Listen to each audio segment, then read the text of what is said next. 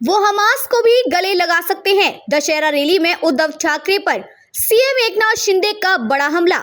महाराष्ट्र के मुख्यमंत्री एकनाथ शिंदे ने मंगलवार को शिवसेना यूबीटी नेता उद्धव ठाकरे पर करारा प्रहार करते हुए कहा कि उन्होंने सत्ता के लिए बाला ठाकरे की हिंदुत्व विचारधारा को दफन कर दिया तथा कांग्रेस और समाजवादी दलों से हाथ मिला लिया। आजाद मैदान में शिवसेना की दशहरा रैली में विशाल सभा को संबोधित करते हुए शिंदे ने ठाकरे का नाम लिए बिना कहा कि उन्होंने अपनी वैचारिक विरासत के साथ बेईमानी करके बाल ठाकरे की पीठ में छुरा घोंपा है। वे अपने स्वार्थी उद्देश्यों के लिए। शिंदे ने कहा कि उन्हें आश्चर्य नहीं होगा अगर वे शिवसेना यूबीटी असदुद्दीन ओवैसी नेतृत्वादी All India Majlis e Ittehadul Muslimeen AIMIM के साथ गठबंधन कर लें और वे अपने स्वार्थी उद्देश्यों और कुर्सी के लिए हमास, हिजबुल मुजाहिदीन, लश्कर-ए-तैयबा जैसे आतंकवादी संगठनों को गले लगा लें। उन्होंने यह भी दोहराया कि राज्य सरकार मराठा समुदाय को आरक्षण देने के लिए प्रतिबद्ध है, जो कानूनी जांच में खरा उतरेगा। साथ ही उन्होंने युवाओं से आत्महत्या जैसे कदम नहीं उठाने की अपील की।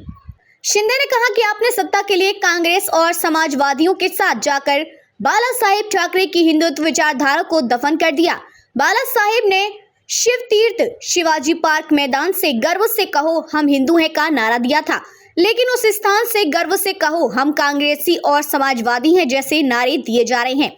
उद्धव ठाकरे के नेतृत्व वाले शिवसेना गुट ने दादर के शिवाजी पार्क मैदान पर पारंपरिक वार्षिक दशहरा रैली का आयोजन किया।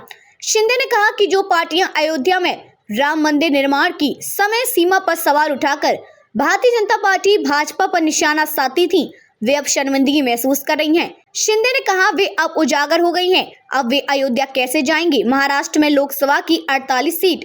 शिंदे ने दावा किया कि उद्धव ठाकरे 2004 से ही मुख्यमंत्री बनने की महत्वाकांक्षा पाले हुए थे, लेकिन बात नहीं बनी। शिंदे ने दावा किया उनकी इच्छा 2004 से ही मुख्यमंत्री बनने की थी, लेकिन जुगाड़ काम नहीं आया। उन्होंने दिखावा किया कि उनकी इस पद में कभी दिलचस्पी नहीं रही है। सार्वजनिक रूप से कहा गया कि उन्होंने शरद पवार की सलाह पर 2019 विधानसभा चुनाव के बाद जिम्मेदारी स्वीकार की।